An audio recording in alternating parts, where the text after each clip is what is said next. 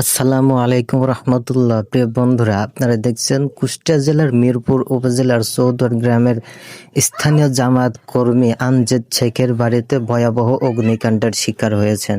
স্থানীয় এলাকাবাসীর মতে এরকম আগুন এর আগে কখনো দেখা যায়নি। বাড়ির প্রত্যেকটা ঘর সহ প্রত্যেকটা জিনিস অত্যন্ত বাজেভাবে পুড়ে শেষ হয়ে গেছে। কিভাবে এই আগুন লেগেছে এবং কোথা থেকে লেগেছে এই বিষয়ে ভালোভাবে না জানা গেলেও স্থানীয় এলাকাবাসীর মধ্যে হয়তো এই আগুন পরিকল্পিতভাবে লাগানো হয়েছে।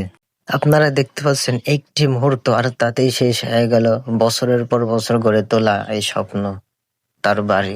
গত রাত আনুমানিক 2টার দিকে এলাকার বাসিন্দা আমজদ শেখের বাড়িতে হঠাৎ করে ঘর থেকে আগুনের শিখা ও ধোঁয়া বের হতে দেখা দেয়। মুহূর্তের মধ্যেই আগুন পুরো ঘরে ছড়িয়ে পড়ে এবং এলাকা জুড়ে আতঙ্ক সৃষ্টি হয়।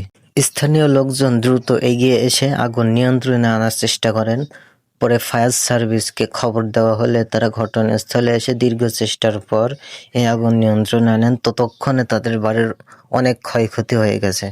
আপনারা দেখতেই পাচ্ছেন ঘরের প্রত্যেকটা জিনিস কি বাজেভাবে পুড়েছে। এমন কোনো জায়গা নেই যেখানে আগুন লাগে নাই।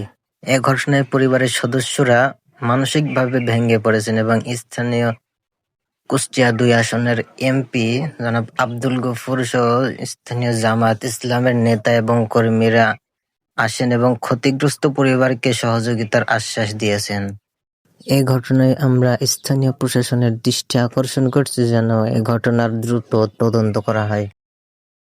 স্থানীয় আগুনের বিষয়টা আসলে যেভাবে পুড়েছে আসলে এরকম দৃশ্য দেখা যায় না, নজিরবিহীন ঘটনা।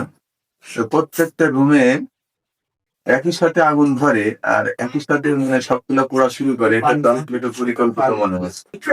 তো সবগুলো একসাথে ধরে একদম টোটাল বাড়িটা পুড়ে একদম সাক্ষাৎ হয়ে গেছে। এমন কোনো জিনিস নেই যে পড়ে নাই, প্রত্যেকটা জিনিস পুড়ে থাকে। তো এই বিষয়ে খুবই পরিকল্পিত, প্রশাসনে কোনো ব্যবস্থা নেওয়া হচ্ছে কিনা এই বিষয়ে? খুবই পরিকল্পনার ঘটনা এটা। আমি প্রশাসনের যে চাকরি করি এবং দেশবাসীর সকলের যে চাকরি একটু অপরাধী করতে বের করা এবং এর পেছনে আসলে কি রহস্য রয়েছে জাতীয় চিত্রকে অবস্থান করার জন্য